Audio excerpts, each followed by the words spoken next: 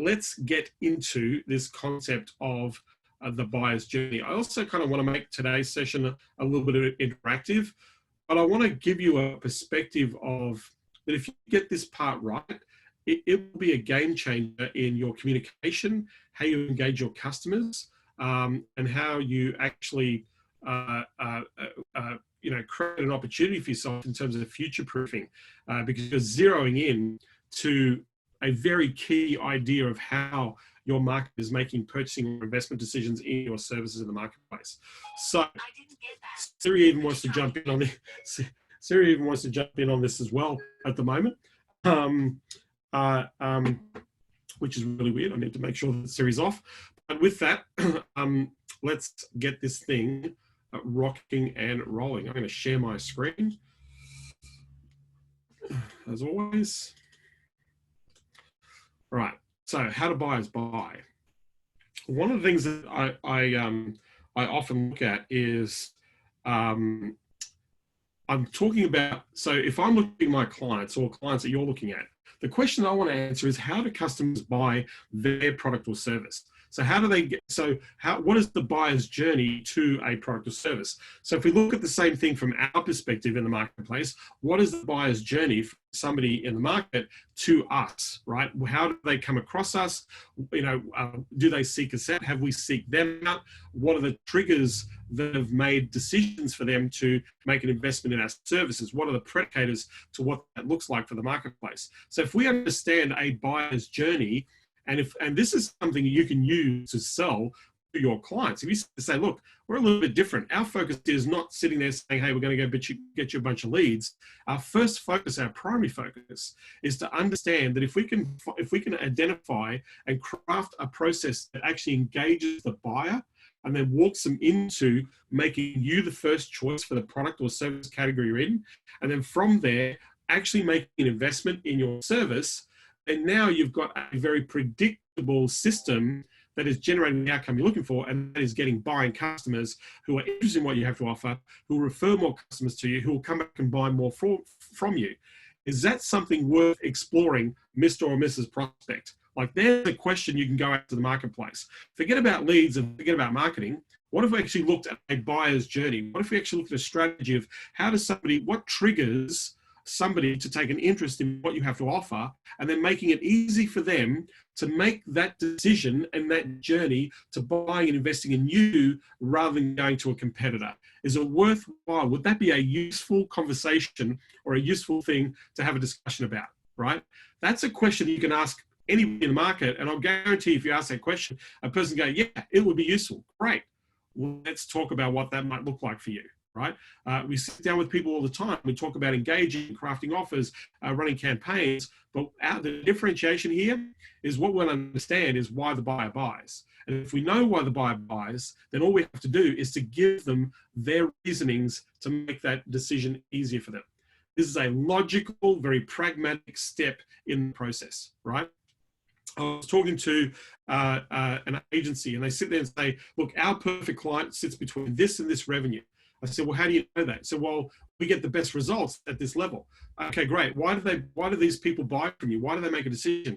Well, budgetary wise, it suits a budget. Number two, they're all sitting at the same level in the market. And at this level, these are the questions that come up for their businesses at this time. So they've hit that $1.5 million revenue, and they're sitting there going, well, whether they're going to plateau and stay at $1.5 million revenue, or we have to look at our next option to get the $3 million of the revenue, right? So businesses are starting to look at, well, okay, we got here, but now we've learned a few things in our business to get to this place. Now we want more of this type of business, or where can we pivot to? And that created the buying signal, right, for those businesses. So what do? They go back to business and say, hey, if you're in this category, this is exactly what most people in your category are thinking and looking for right now. We've been helping Joe and Mary and Sue actually devise a strategy to go at this level to actually add 30, 50, 100% increase in their revenue opportunities. Are you interested in looking at what Mary, Sue, and Joe are doing? Right? Because they've answered the question, or we've been able to answer the question that you have right now, or you might be having right now, to hit that level. And so the engagement level at that point is much higher, right? When you look at that, their engagement level, yeah, you know exactly what's going on, right, in my marketplace. So I want to go through and just give you some predicators of how the buyer buys. And the idea is as you're listening to this, I want you to think about questions that you might have, but I also want you to answer one question. How does this apply to me? How does this apply to my market? How does this apply to me? That's the question we want to answer for ourselves. So if you've got some questions, just as I'm going through this, it's not going to take me long to go through this to give you the process or the understanding. And then from that, I'm happy to answer your questions. And then from there, I'm going to share with you something really cool, if you haven't seen it already, that you should definitely take advantage of. So let's look at how buyers buy. It all starts with an avatar, right? Who is our best customer? Who is the customer that will gain the most benefit out of what we do, right? So we need to understand who that animal is in the marketplace. Now, a lot of people struggle with this whole, how do I find the right niche, right? If you struggle with finding the right niche, just type in the chat, type a 1 in the chat. Right? Who's struggled with finding the right niche? Who's struggling right now with the whole niche thing? Just type in 1 in the chat in the keyboard. Who's struggling now with the niche thing? We've got a few. Yep. Only one person is struggling niche. Everybody's cool. That's good. Right? Yeah, a few people. Eric's like 2.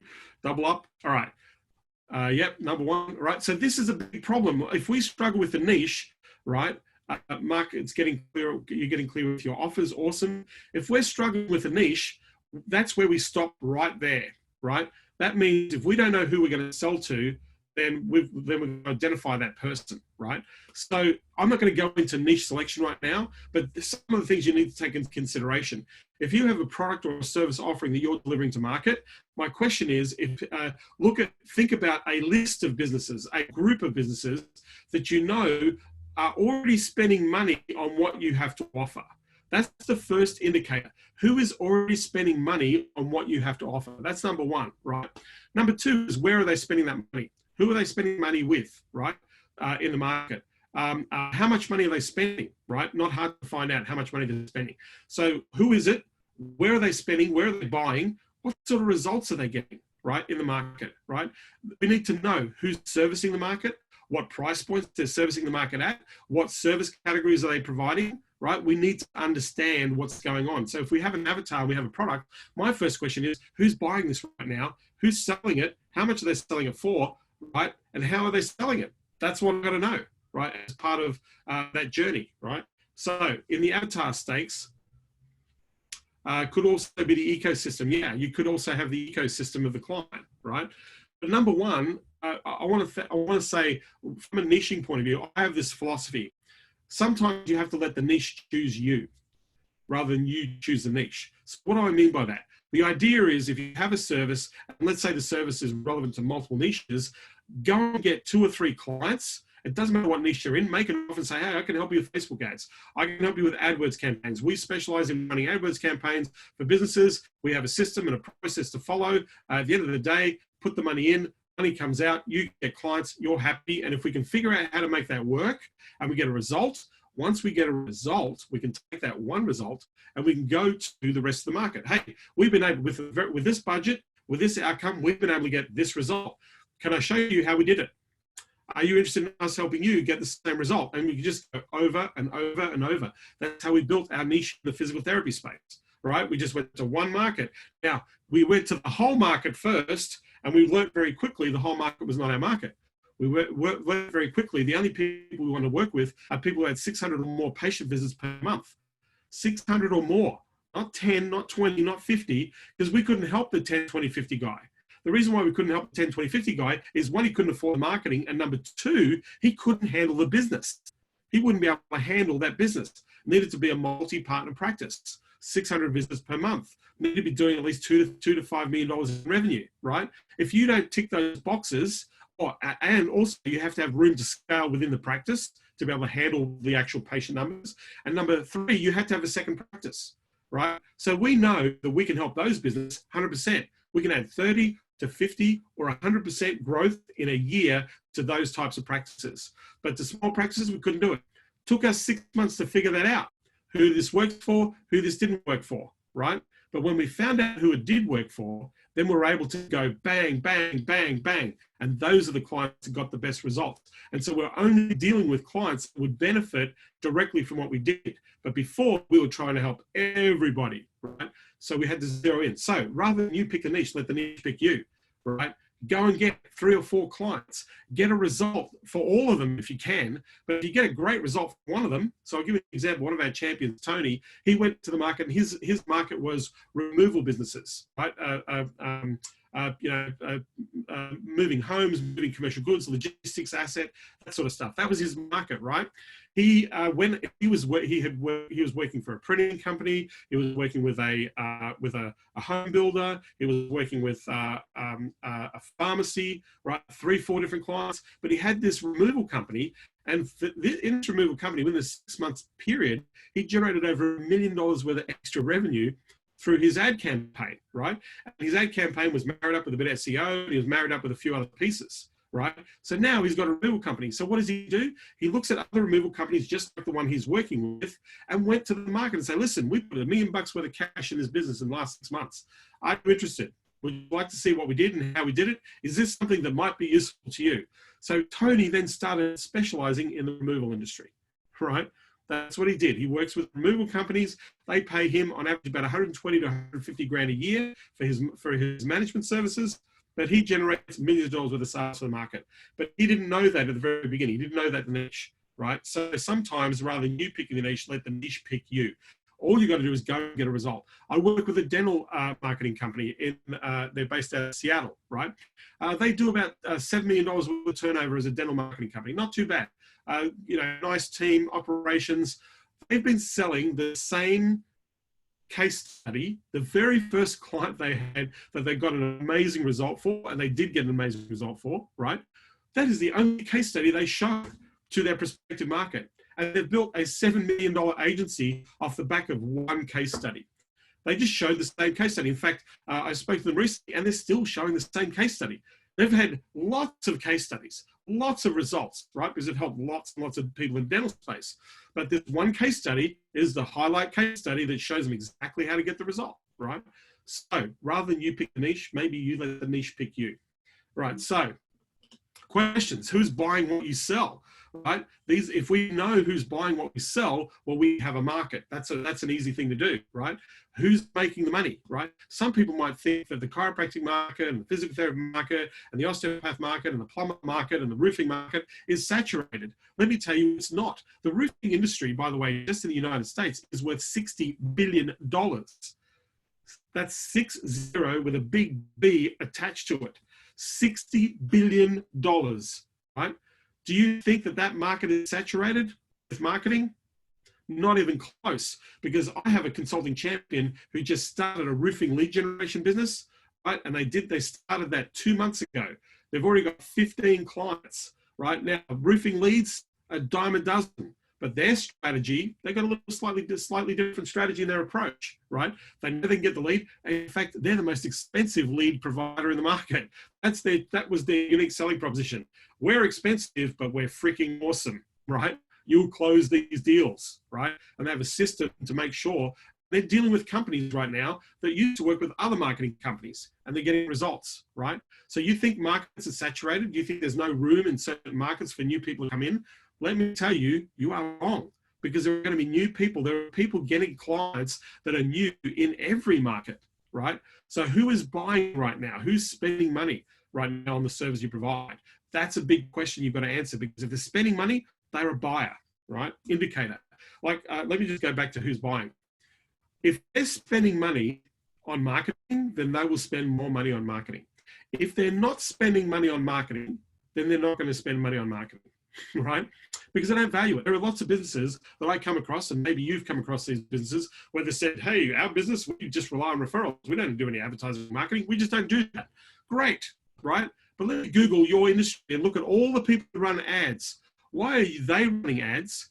You know some of these names? Are they bigger than you? Some of these people bigger than you? Yeah, why do you think they're bigger? Do you think they've been relying on referrals, or do you think they're marketing, right?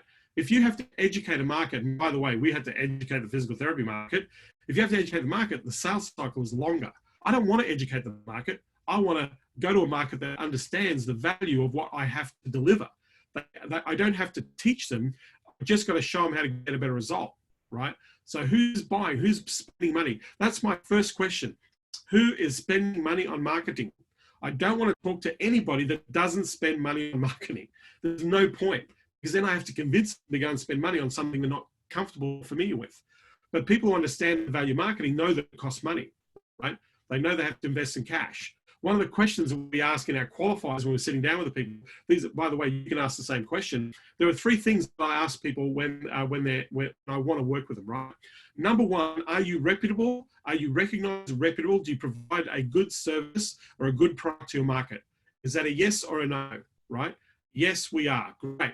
Do you understand that you have to invest in your marketing?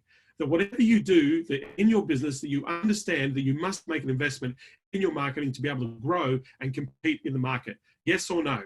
Yes.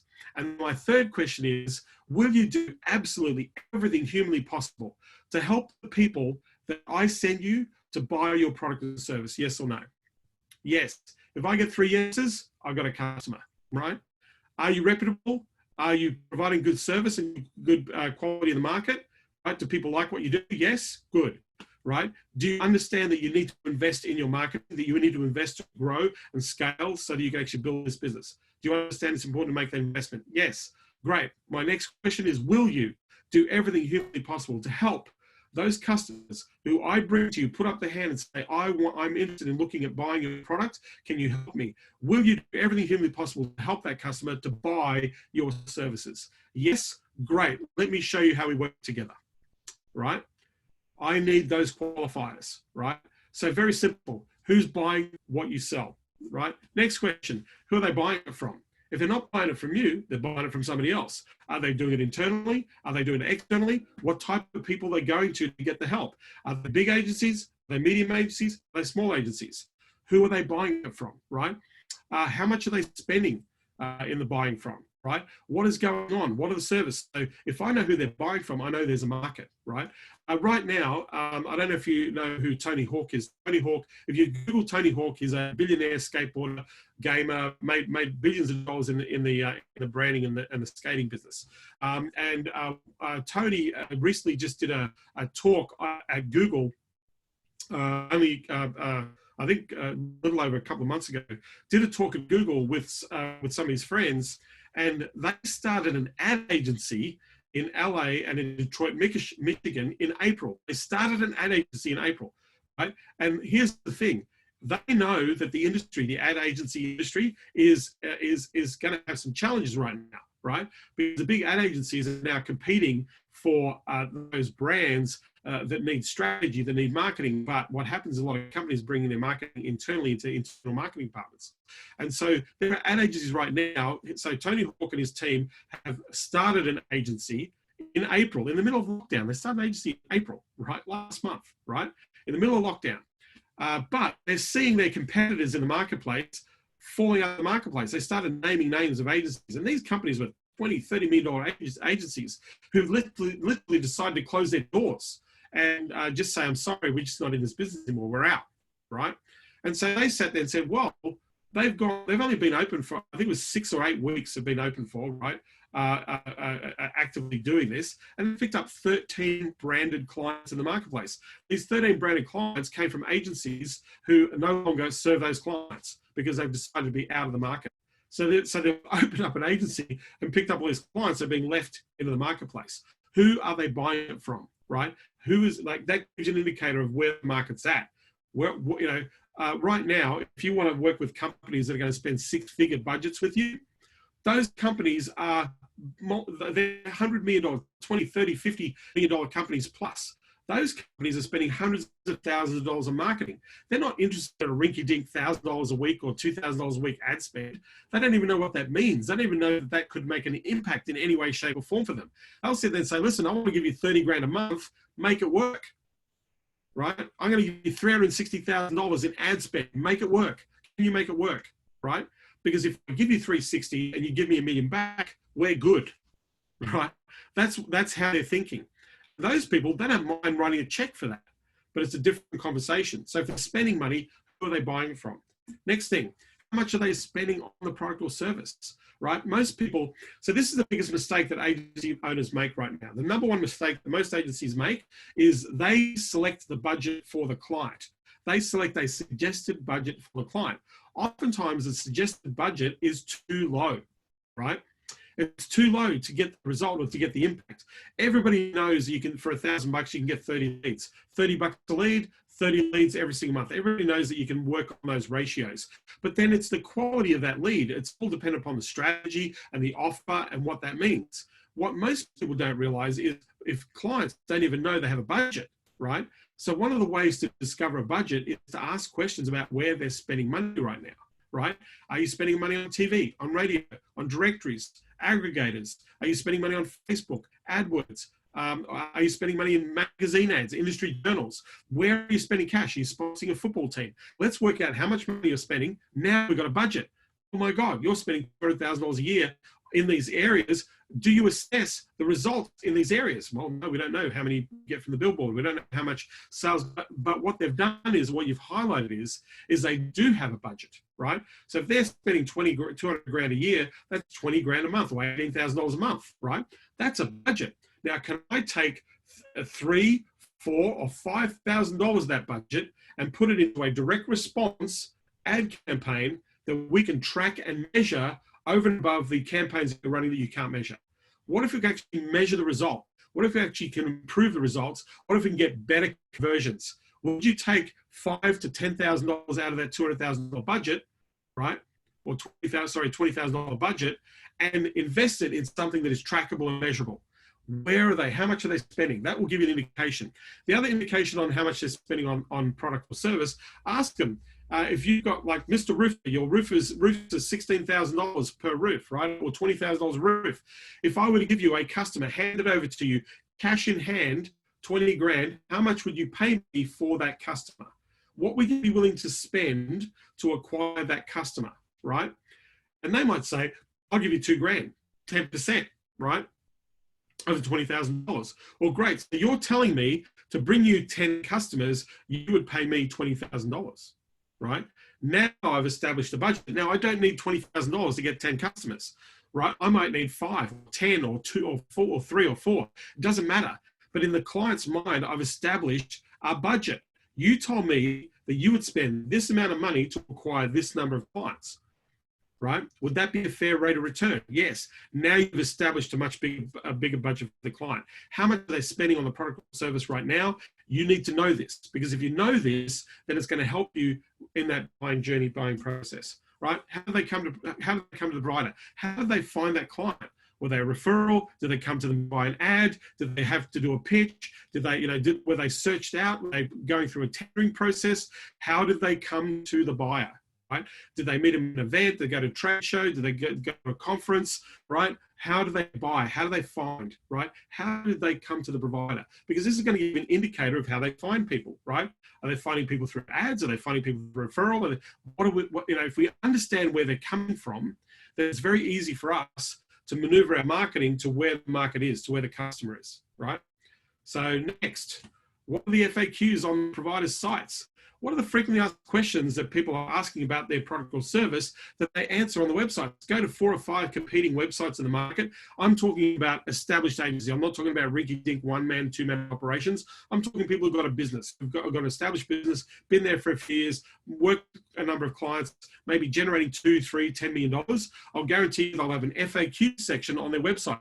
Go and find 5 sites like that, look at 5 FAQs, and there's a reason why they answer those questions, right? They answer those questions because these are the things that people are asking to get clarity on. So if you have those, now you've got topics to talk about. Obviously, people have a problem around this thing. How do we solve that problem? Now we've got some intelligence that we can go back to the market with. If we understand the frequently asked questions, then we know that if we answer those questions, or we can resolve those questions in advance, right, then we open the door to generating client buying opportunity, right? So where does your dream buyer hang out? Where do they hang out? They hang out on Facebook, on LinkedIn, on industry journals, associations. Where do they hang out, right? Are there forums that they're part of? Are they part of trade groups, right? Do they belong to a trade buying group?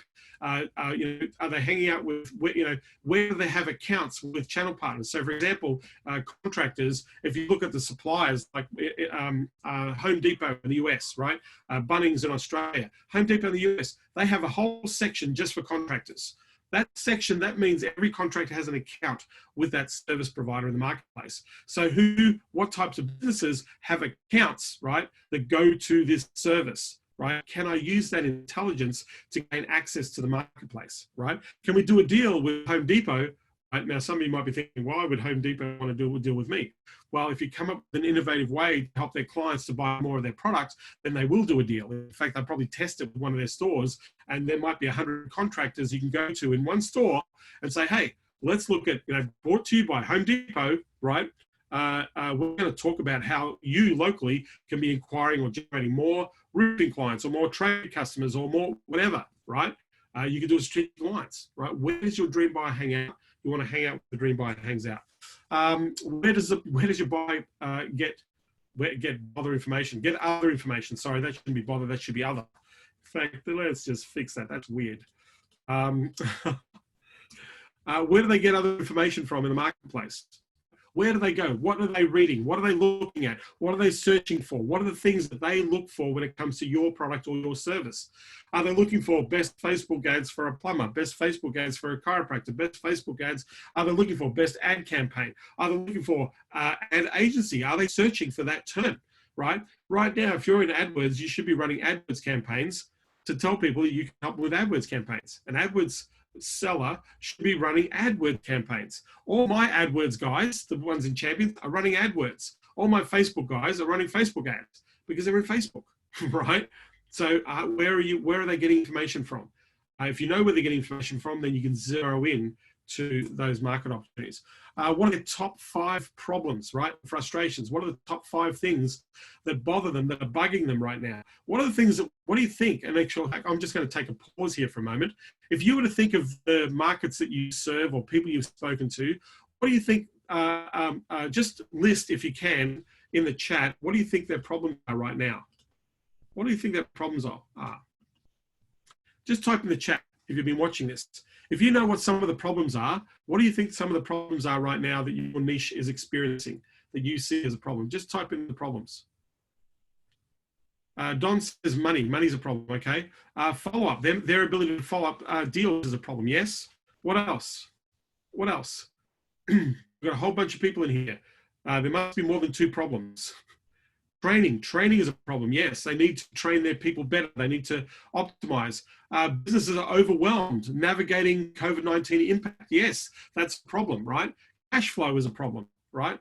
Absolutely. What else? What other problems are there, right? Tire kickers. Yeah, people have got tire kickers, right? Fear, right? Fear of what do we do? How are we going to survive? Yeah, absolutely, right? Isn't it interesting? When I ask the question, it's not too hard. The lack of systems in place, absolutely, Mark. The lack of systems are a problem, right? So if we know what these problems are, low quality leads. Mike says, yeah, low quality leads, right? If you're experiencing that problem. If we know what the problems are, I want you to think about, I'm not going to ask you for the answer here on this training. What I'd like you to think about is how, if that is a problem that you're aware of, how do you solve that problem? How does what you do solve that problem, right? If right now, just so I know, just type in 2 if you know how to solve this problem with what you do. Just type in a 2, right? If you know how to solve this problem, you just highlighted, right? I know how to solve the problem to lots of people. Okay, great. You know how to solve the problem, right? So if you know that this is a problem, we need to go to the market and say, hey, this is a problem, and here's how you solve that problem, right? This is a problem. If the problem is exacerbated and gets worse, what's going to happen if the problem gets worse? How is this impacting on you? How much money right now are you spending on solving the problem? That's the other thing that you've got to think about, right? So if we know what the problems are and we know what the answers are, all we've got to do is go to the market and say, listen, not sure how big this is, but we're seeing this problem everywhere. If you're experiencing this problem, here's how you solve the problem. Or here's what you need to do or need to consider in solving this problem. And if you allow this problem to get worse, right, what's the exponential cost or the impact of that problem getting worse, right? And how does that impact on you as a business? financially, emotionally, right? The ability for the business to perform and function effectively, right? Understand that if we can solve this, how much do you make? How much do you save, right? Is what we're coming to, okay? So if we all know the problems, but if we had 5 problems that we know intimately in the marketplace, then we can come and solve that problem with our service, and we understand the problem intimately, then the market will listen to you, right? The market will listen to you in what you're doing, right? So all of you right here have a solution right now. You just got to make that offer to solve that problem. The question you've got to ask yourself on a scale of 1 to 10, how bad is this problem impacting on the business? Is it a 10 out of 10 problem, or is it a 5 out of 10 problem? If it's a 10 out of 10 problem, we're into a real problem, right? If it's a 5 out of 10 problem, we're not into a real problem, if that makes any sense, right? So let's get into it, okay? What are their personal hopes, dreams, and desires? What do they want? Right? What do they want for their business? What do they want for their team? What do they want for their customers? What do they want from their personally? Why am I doing this? What got me into this business? What do I like about this business? What do I hate about this business? Right? What are the things? What are the reasons right behind this? How do we speak to those ideas? Right? Next, what are they afraid of? Business, personal life. What are they afraid of? Right? If this crap keeps on going with COVID-19, I'm not going to be in business. Now, yesterday, this is a classic. So yesterday, you'll notice that I've had a haircut, right? Yesterday, I went and got a haircut, right? I finally, my barber had their shop was open, and I had to call them to ask them. In fact, I called them and say, "Hey, are you guys open?" And they went, "Yeah, we are open." Okay, great. So I went. And the person who normally cuts my hair wasn't there. Another person who cuts my hair was there. And I sat down, and there were 2 people in the store. And I said, "So have you only just opened up this week?" And I said, No, we've been open all the way through. Isn't it funny? I'm a regular customer. You didn't tell me that. I could have had my hair cut earlier. You mean I could have gotten tidied up a little bit sooner? But you didn't tell me. So first mistake. How are you letting your customers know that you're open? But let me give you an example of what happened with this business. This business, they own 9 stores in the city. They have 9 locations in this state and in another state, 9 locations. The owner of the business, COVID-19 comes in, right? Coronavirus comes in and goes, "Holy crap, we can't treat people, with personal touch. We're not essential, right?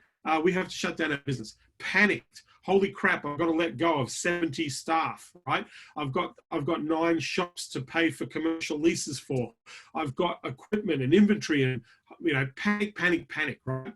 The government offered a stimulus package. Say, "Hey, we want to help you, supporting you with a job seeker package. Sorry, not a job keeper package, where they're going to subsidize salaries." The business owner went, "Whew, thank God we can work with this, right? We can keep our people employed, right?" So they worked out rosters. They left their stores open. They haven't been closed. They've been open the entire time, right? And I said, customers coming, "Yeah, we get customers all the time. Not as busy as you normally are." But isn't it funny, if I got a hold of that business owner and said, "Listen, dude, how many customers?" Like, if I had known, I would have gone there sooner. If you told me that you clean down after every person that comes in, and that, people wearing masks, and you got gloves, and you're mindful, and you're making sure that I'm sanitized, and you check my temperature, and you're keeping me safe, then I would have been here way sooner, right? You could have probably kept your business going at normal capacity without any interference in the marketplace, right? So here's the thing, I'm sitting down. So they saved the business. They've taken advantage of the stimulus packages, and their people are employed, and they're working. They're doing everything they can to comply. They just need to go and communicate to the market. But I didn't know, right? Now, here's the thing. I noticed when I went to this place, there were other barbershops, right? They were closed. They were closed. The reason why this barbershop was doing okay is because the people who were hanging around couldn't go to a regular barber, so they go to this one that's open, right? And so they were picking up the slack, the gap, right? What was their fear? "Oh my God, we're out of business, we can't operate." Okay, great, we've got a lifeline. How do we operate? How do we pivot, right? How can we deliver? How can we help, right? So we tell people that they're safe. We show people that they're safe so that they're okay. And so now people can go get their haircuts, right? Experience. So what are they afraid of? Business, personal, life, in life. If you understand these things, then you can engage the marketplace, right? So next, what is the language that they use? This is the last one. What is the vernacular? What is the verbiage that the industry uses? if I would recommend, this is what, if you really want to zero into a buyer's journey, go and talk to 12 people, right? 12 people in the marketplace. Those 12 people are 4 people at the top end, right? 4 people at the medium end and 4 people at the bottom end, right? So you have a cross reference of performers, high-level performers, dominators, people who are in the market within the niches, and people at the bottom of the market. And ask them the same sorts of questions, right? You want to sit there and say, hey, you know, in your opinion, where do you see your opportunities in the market, right? What do you think is important? What do you think needs to change? How has the customer's behavior changed, right? How do you help a customer? How do you buy? What is the verbiage, the language that they use? Because if you're using their language, then that means that they see that you understand them, right? So if you understand the buyer's journey based around some of these predicators, I'm going to share with you how you can literally walk yourself into bucket loads of clients, right? Really, really easy, right? It's a really simple strategy. I've used it many times. It works brilliantly when you apply it. You're going to think this is so stupid that it's not, you know, it's funny, but it works. It works. I can tell you that I've had dozens and dozens and dozens of referred clients by using the strategy of understanding the buyer's journey in the market. So just to clarify and kind of recap, what you want to understand is, how does a buyer buy what you have to offer? How does a buyer buy what your clients have to offer? What is the buyer's journey? Right? If we understand, if we go in and lead with, hey, let's focus on how the buyer buys, rather than focus on getting you leads, then the conversation is way different. It's going to be a better quality conversation. The results will be better because you're now thinking about how to actually engage a customer at their level of thinking, right? So that makes it a lot easier to make sales, but it's also going to make it a lot easier to sell to people you're trying to engage, because you're not talking about how you want leads. You say, listen, you want buyers. My question is, why do the people buy from you right now? How did they come to you? What were the trigger points that made those decisions? So here's a couple of trigger points that make people buy agency services, right? They're hiring new staff and they're scaling. That's number one. Number two, salespeople. They need to feed salespeople leads, or they're bringing on and scaling salespeople, meaning they have to scale leads. So you're hiring salespeople. So here's an indicator, right? Go to the job boards right now, look at the companies that are hiring salespeople. There's an indicator of companies that need leads. That's the easiest list that you can find right now. Hey, you're hiring salespeople. New salespeople means more leads, right? Right now, what are you supplementing? What is the gap that you need to bridge if you're going to bring on a team? Where are the leads coming from, right? So anybody that's hiring salespeople, lead generation straight away, right? Anybody that's hiring social media people, Facebook people, AdWords people, anybody's hiring that internally, they need those services. It costs them more money to hire a person than it does to cost to hire you. And you are able to get results faster than if they had to hire somebody in, pay the $20,000 or $30,000 for that hire, and at the same time have to have that person trained, culture, understand the business model, put a strategy together. It's going to take them 3 to 6 months to get a result. Well, you can get a result in the first couple of weeks, right? You've got a greater in right now. Why are you hiring? Why aren't you outsourcing? Right, to us. We can give you 3 or 4 people for the price of 1, and we'll get you a better job. We'll get you results right now. So maybe it's worthwhile sitting down looking at the opportunity of doing this externally rather than internally, right? Here's the evidence of how we help people. That is a way that you go into the buyer's journey. So hiring people, bringing on new staff, salespeople, right? Number 2, product launch, bringing new products to market. If they're bringing new products to market, they need to run strategy, new campaign, new offers, email marketing, AdWords, Facebook, right? Look at e-commerce businesses that bring new product to market, right? They need to actually launch those products. Can you do a sales funnel, upsell, downsell, right? There's your opportunity. New product to market, new sales opportunity, right? Poor results, poor internal results, poor external results. Leads suck. The leads I'm getting right now suck. My campaign isn't working right now. I need to find somebody to fix my campaign. What are they searching for to find somebody to fix a campaign, right? That gives you the idea of of people who are looking for what you do. So new product, hiring people, hiring specific people, and at the same time, fixing what's broken, right? Fixing what's broken. Right? There's 4 things right there that are predicators to a buyer in the marketplace, right? So what are they searching for when they search for you? When you go and search AdWords or Facebook agency, Atlanta, Facebook agency, who pops up in the marketplace, right?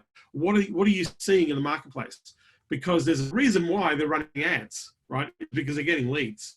If they're continually running ads, and you can go to iSpionage, if you go to iSpionage.com, ispionage.com, iSpionage, not espionage, iSpionage.com, you can put those sites, those URLs into iSpionage. It'll tell you what ads they're running. It'll show you all the landing pages that they're running. It'll show you how much they're spending per ad, right? It's going to show you exactly what they're doing to generate clients in the marketplace.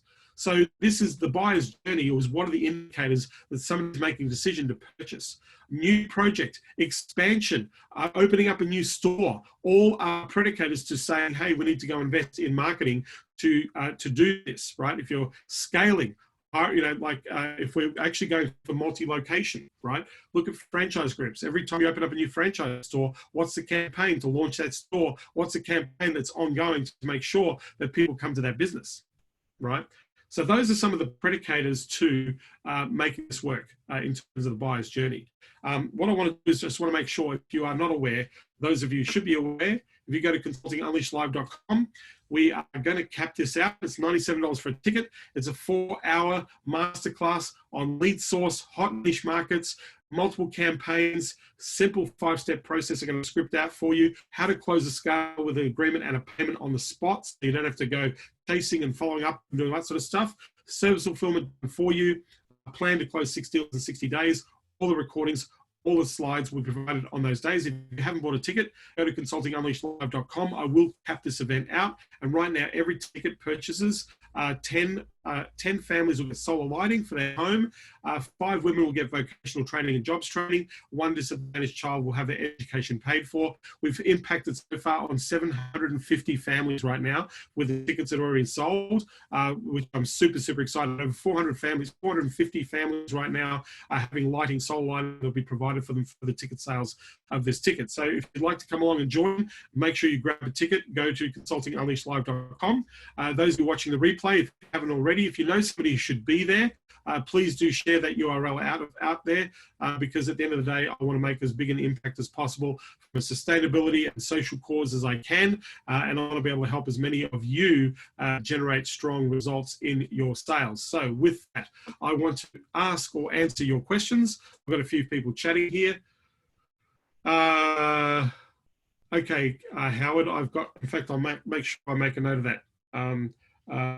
Make a note of that, Howard. All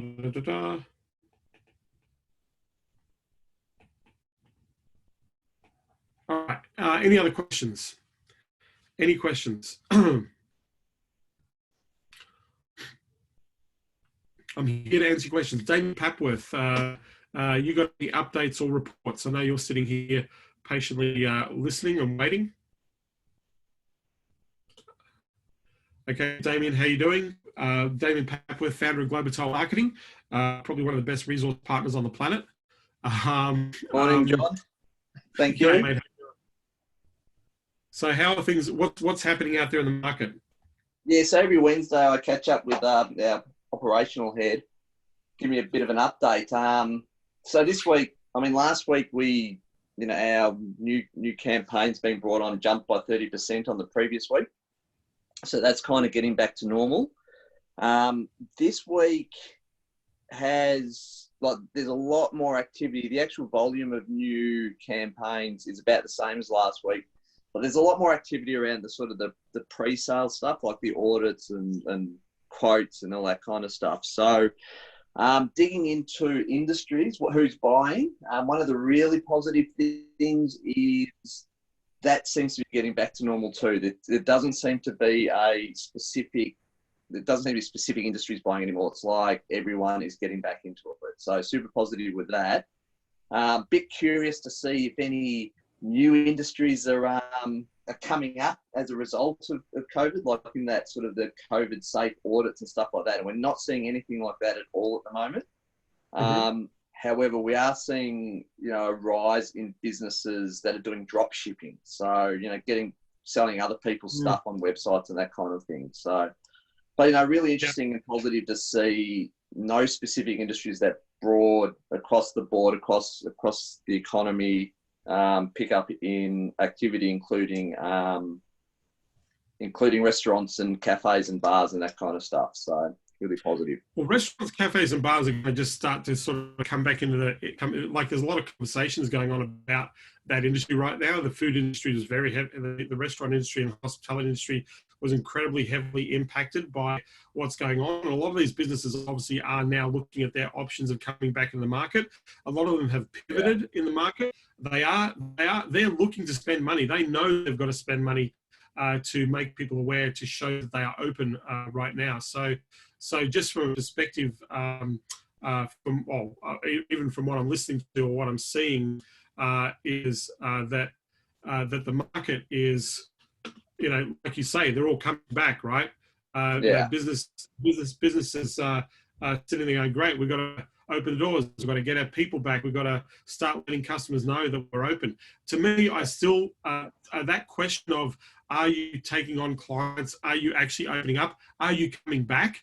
Even asking that question right now, so many people are closed down, but are you coming back into the market right now? Because right now there's a gap to bridge, right? Yeah. In terms of what's being left open. Just like the barber shop that I just explained, like they're saying, yeah, we're seeing new customers we've never seen before, right? Well, the reason why is because everybody else is closed and you've been open, yeah. Following safe practice, yeah. So there's yeah, go on. Yeah, there's a couple little bits around that too. It's like from us, I'm not getting the reinstatements of old campaigns that I expected at this point. It's all new business. So we're sort of like in talking to our agencies, there's a lot of talk about 1st of June being the big sort of start of people coming back who have cancelled and paused.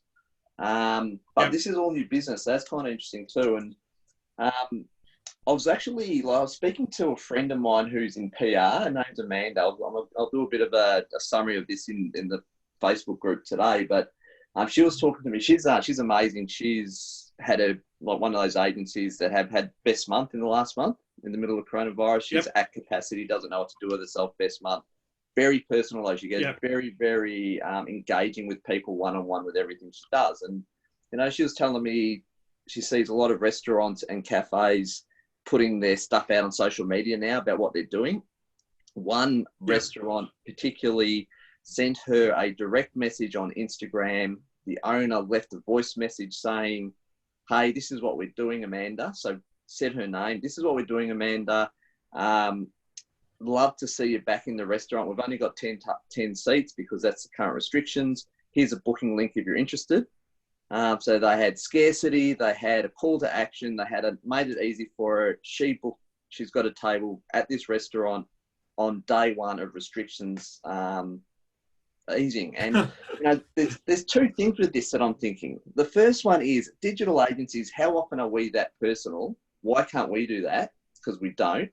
And the second thing is I'm having these conversations with people every single day where giving that bit of value to them. Hey, have you done this yet? Why don't you do this with your Instagram? I have a coffee every day down at Parlour Coffee down in Burleigh, and I'll let them. I spoke to John, the owner, and said, do this. If you're opening up, do this. Book out your tables for the next week. This is the thing that seems to be working. But in having that conversation, you're the guy who's giving value to these people for free and helping them get back on their feet. So next time you're in, they're going to ask you a question and say, well, let's talk about it. And then all of a sudden you've got a client. It's every single one of these conversations, we can create this amazing value just in conversation that costs us nothing, that leads to something down the track. Yeah, absolutely. I mean, I was working with a client. They're a food tech company, and I used to go and see them once every couple of weeks, have meetings, have strategy. And there used to be a coffee place like around the corner that I would go and grab coffee of, and sometimes I'd bring coffee to the team or bring coffee with me when I went to the meeting. And so the coffee shop owner started seeing me come back and order 4 or 5 coffees and go, are you new in the area? Like, do you work in the area? I said, no, I'm just visiting a client up the road there. We're devising strategy for them in the market out. We essentially basically devise campaigns and development strategies for growth in their market. And they thought, oh, this is really interesting. And so in that conversation, after about a month of dropping in a couple of times, getting coffee, she sat there, said, you know what, we have a business group here. This is a light industrial area. We have a business group here of CEOs that come here once every other week, have coffee together, and they just talk about what's going on locally and stuff like that. Would you be interested in coming along and meeting these guys and perhaps sharing some of the ideas that you're sharing with a client in the local area, right? So now get this, we're talking light industrial area. We're talking to companies that are multi-million-dollar companies, big companies in a light industry area, inventory, team, premises. So they got cash, right? And they spend cash on marketing. So I went, yeah, that would be awesome. So she introduced me to the group. That one group of, I think there was about 11 business owners in that group, all CEOs, right? I picked up 5 clients out of that just from having coffee, right? Because what I would do with her was I'd give her, like you gave the idea of the coffee shop, I'd give her ideas, say, listen, why don't, you got a gym next door, why don't you do smoothies for the gym next door? Because a smoothie is like $8 to $10 for a smoothie. Your physical cost on a smoothie is like $1.50. You make not $8.50 out of a smoothie. You make $3 out of a coffee. But they're coming out of the gym. If you did protein shakes to these guys, I know you're a coffee shop, but if you put the protein stuff in a bit of maybe some cool stuff for them, and say, hey, go and throw a couple of free smoothies next door, and say, listen, every time you come out of class, we'll give you a deal, right? She started doing that. And she said that one little thing has added more than $2,500 in extra sales every single week to our business, right? Little ideas, sharing the points. But what happened was that one connection introduced me to a whole bunch of other connections. And, I generated a lot of clients at a coffee shop, right? So you never know where the market is. But if you are out there helping people along, you're definitely going to open yourself up to client opportunities in the market. Yes. Absolutely. And everyone, there's so many people in business out there that are just reeling, looking for that one little piece of direction that's going to help them take the next step. That's one of the opportunities today. Yeah, absolutely. Damien, thanks for being on here, mate. I really appreciate you sharing and giving us updates on the market.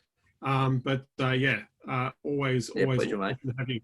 It's time that we had a coffee, my friend. I think we can come out of lockdown and have some coffee next week. Yeah, it sounds good. Are you down Gold Coast next week? I'm hoping to be, yes. Cool. I'll probably take that offline. I need to find a home. I need to find a home. Anyway, thanks, mate. I really appreciate being on the call. Right. All right. Questions. I'm happy to answer some questions here if you've got questions. I've got a few people in the chats.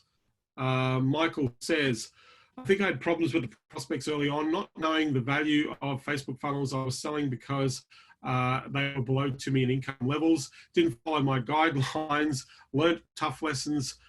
If a bigger biz thinks differently and what they do, a bigger biz owner thinks differently from a smaller one, absolutely. The smaller ones seem to look at the company budget like it was a personal bank account. Absolutely they are. But yeah, you're right. Big businesses understand they're spending money, they're investing money. My first question is, who's spending the big money, right? I was talking, there's a guy called David Chang. I spoke to David, this is going back about 5 years, right? I said to David, David had worked in an agency, somebody else's agency, and he was their Facebook ad specialist. And he thought, I want to go out on my own, right? I want to build my own business. So great. I said, so what do you want to do? And he says, well, you know what? I need budgets. I need clients who have budgets. I can't work with clients because I'm in the market where I know that if you've got the right budget, you're going to get the right result, right? So I need clients with budgets. So I say, okay, what sort of budgets do you need, right? And he says, well, anything under 30 grand, I can't help. It's got to be 30 grand above, $30,000 to $100,000. They're the clients that I need. Those are the budgets that I need to get. Okay. So my first thing in what I said to David is, listen, the first thing is who's got that type of budget in the marketplace, right? So if we look at companies that are 5 million plus, they've got roughly a $20,000 a month budget. If we look at a company at $10 million, they've got a budget of about $100,000 a month, or up to $100,000 a month. At $100,000 a month, they could take 30% of that $30,000 and probably invest it into AdWords. Then what types of, my next question is great. So we can find companies 10 million plus to find those budgets, right? The second thing we need to find is who's going to get the most benefit out of running AdWords for their product categories online. So what types of businesses? So we started listing. So I'm saying, look, David, who have you been working with, right? Oh, we work with this company, this company. So we knew who the market was, right? All we're going to do is get a list of those types of companies and go to the market and say, listen, if you've got the right budget, we've got the right strategy to actually maximize or leverage opportunities in sales. My name's David. I've been working with companies like, and then started naming all the brands that he'd run campaigns for, right? Lots of experience, lots of ad spend. Would you like a fresh approach? Because I've been looking at things from an analytical point of view and from data points where you can dramatically improve results, minimize, improve the cost of acquisition of a customer, but more importantly, get more bang from your buck from your advertising deals. So if you want to actually save money, get better bang for buck, and reduce the acquisition cost of a customer, I'd love to share the idea with you. So David, within his first 3 months of business, right, had a $500,000 agency within his first 3 months, right? Average client was spending between $30,000 and $100,000 in ad spend. Average client he was working with, 10 grand a month was where he was aiming for their service cost of him using that service. Now, here's the thing that I know that he went to the market with. He said, there's less competition up here. People aren't chasing these guys. Right, there's very few people that are playing in this particular market, because most of the people in the AdWords space are all going for the little guy, the local business market. That a lot of people there, but up here, nobody's pitching up here. Getting in the door, really easy, right? Because I'm speaking their language in the marketplace. So I understand that companies with bigger budgets will spend those budgets if you talk at a bigger budget. If you went to a big company with a small budget, they're not going to hire you. They're going to go, that doesn't work for us, right? Or why is it so cheap? They're going to question the value proposition. You go into a market and you say, hey, you need to be spending between X and X, right? And they know that they're writing checks for that already. They're going to spend the money. So who's got the budget? You're looking for 10% of revenue, roughly, is the marketing budget. That includes employees in the marketing department, maybe sales is attached to that, but $500,000 of that is going to go towards direct marketing, right? So you can take 50 grand or 30 grand of that a month in the marketplace. So Michael says, how do you find anything in general that these $2 million, $10 million business owners has as aspirations, scaling, systemizing biz, free time, selling biz? It's not about aspirations. What you're doing with these companies is it's a matter of importance or the fact that they know they need to run marketing to generate sales, right? It's not about, oh, I need to spend money on marketing for my aspirations. They don't care about aspirations. What they want to do is they want to build their company. They want to dominate with their brands. They want to bring new product to market. They're looking strategically. Their aspirations is looking strategically where they take the business. Can they open up other business profit centers in their business? Those are the sorts of things those companies want. But they all know, these companies know they need to spend money on advertising because they're employing, 300-400 people in their business, right? Or 200-300 people in their business at that level, right? 10 million plus, you start getting into the hundreds of employees, right? Or actually, that's not true. I would say the 50 employee mark would be about the average for a $10 million plus business. And then it goes up from there. So yeah, you can identify those businesses very easily. But generally, the ad spend or physical marketing spend will be about 5% of revenue. 10% of revenue would be dedicated towards all aspects of marketing in a business. And those businesses know that they need to spend money on marketing. And they do a lot of above the line marketing. They do a lot of, they do billboards, they do TV, they do radio, those are the companies. The companies that got big budgets are the ones, look at the TV commercials right now. Like it's really weird. The whole idea of we're open. Every business right now is advertising on television. We're open for business. We're ready to help you right now. We are open. We are open for you, customer. Come and see us. We're open, right? And they're spending millions of dollars on we're open, yeah?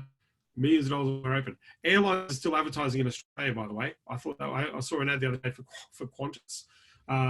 Airlines are still advertising, even though their businesses are down by 97%. Because they know they're going to come back into business. They know that we're not going to stop flying, right? We just need to start again, and they know that they're coming back in the market.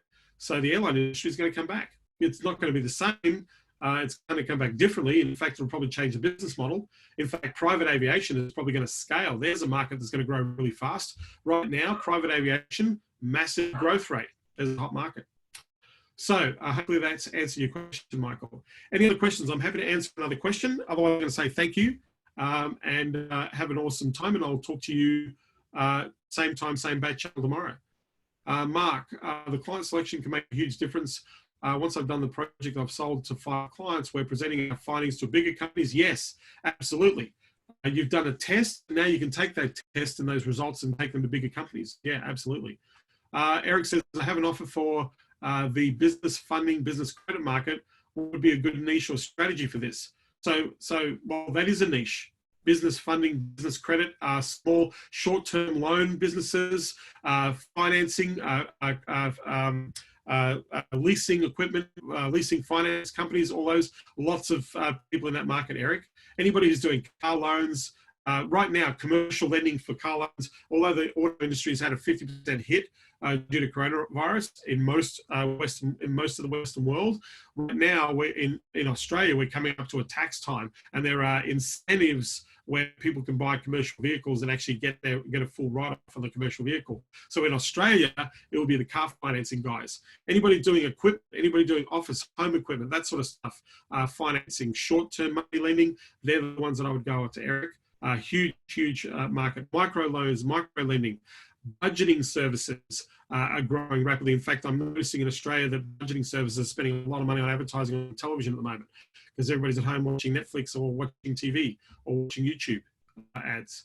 So any other questions? I haven't taken another question. Otherwise, if you haven't already, make sure you go to consultingunleashedlive.com, grab your ticket, $97 ticket for good. Howard says, I've got one. Awesome. Great. Howard, I'll make sure that Kevin does follow up with you on that. I'll just double check when I get off here. But thank you. With that, we're going to be here same time, same bat channel. Howard. Oh, okay. My take on niches that are local businesses, i.e. roofers versus national company lead gen in terms of competition. Well, local businesses right now haven't come back to the market. That's an open market. Right, local businesses are an absolute niche. Businesses, if you listened to Damien a moment ago, right, Damien was saying that that he's starting to see new businesses come into that marketplace. They weren't advertising before, now they're running ads. They weren't doing SEO before, now they're running SEO. The reason why that's happening is people have realized that they have made a mistake or they have failed to take advantage of those opportunities in the market. So in the local markets, Howard, absolutely, there are lots of businesses in the local market that need your help. Every business that's got a door that has a walk by or needs traffic, they need to be advertising letting people that know they're open. So my take on niches is anybody that needs to spend money right now that is opening their doors to let people know that their doors are open. They're the niches, Howard. There's heaps of them, right? Heaps of them, yeah? And they all need to be spending money. They need to spend money on SEO. They need to spend money on Google My Business. They need to spend money on AdWords, on Facebook ads. They need to build sales automation, lead management. All of them need help because a lot of these companies don't have the systems and things in place at the moment. So, yes.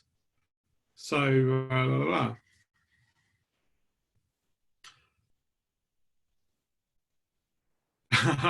Michael says my events are super cool. I went to an event in my NYC. Yes, I remember that, Michael. $97 is a no-brainer. Thank you very much, Michael. I really appreciate you saying that.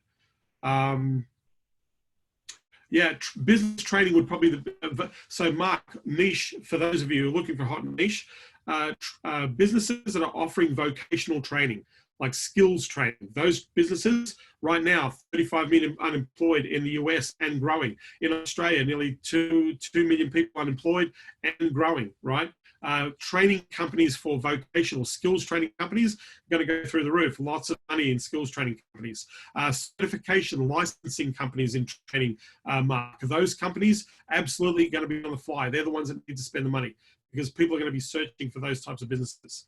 So yes. So with that, I want to thank you for being here. I really appreciate you hopping on these calls. I hope you got a lot out of this. Love to get some feedback on your implementation of some of these ideas that I've been sharing. I know we've had some amazing results.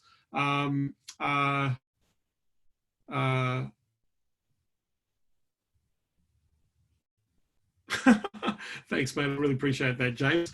But one of the things I would highly encourage you to do is think about what I've shared today, and how do you apply that? How can you go and look at the buyer's journey of how people can buy and invest in your services, or how can you use the buyer's journey to open the door to talking to a client? So rather than saying, hey, let's get some leads, what if we actually focus on getting the buyer? What if we actually build a strategy around helping the buyer take the steps to purchasing and looking at decisions that make that purchase a reality for your business? Would that be a worthwhile conversation to have? That's the thing I would go out into the market with.